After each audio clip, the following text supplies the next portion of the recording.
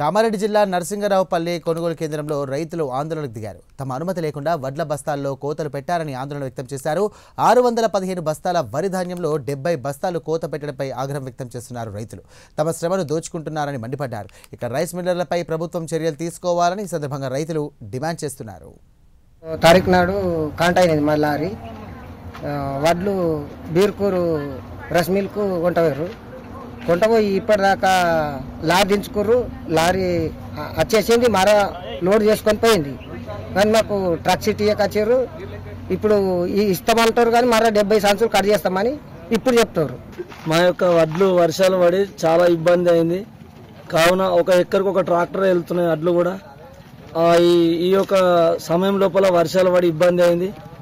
మరియు ఈ యొక్క సెంటర్ లోపల మా వడ్లు కాంట పెట్టించినాము. రైస్ మిల్ దగ్గరికి పోయినాకట బీర్కూర్ వరసిద్ధి వినాయక రైస్ మిల్ 3వ తారీఖు నాడు పోయినటువంటి బండి చాలా బాధ పెడుతున్నారు రైస్ మిల్ వాళ్ళు.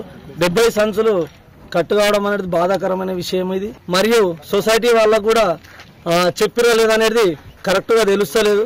కాబట్టి దాని యొక్క మాకు చాలా బాధాకరమైంది. మరియు 10 రోజులు అవుతుంది ఇప్పుడు బండి కాలే వేరే జాగా కూడా మళ్ళా అన్లోడ్ జరిగింది మరియు లోడ్ జరగడం జరిగింది. కాబట్టి వాళ్ళు మరి ఏం చేస్తున్నారు, అధికారులు ఏం చేస్తున్నారు, మాకు నిర్లక్ష్యం చేస్తున్నారు. కాబట్టి ఏదైనా మాకు సాయం చేయగలరు కలెక్టర్ ద్వారా.